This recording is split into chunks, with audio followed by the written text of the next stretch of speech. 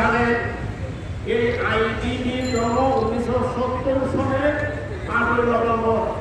ইতিমধ্যে আমরা 53 বছর অতিক্রম করেছি।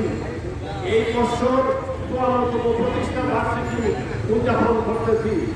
এই 54তম প্রতিষ্ঠা বার্ষিকীতে আপনারা যারা উপস্থিত হয়েছেন সবাইকে অশেষ আন্তরিকতা ও কৃতজ্ঞতা। আজকের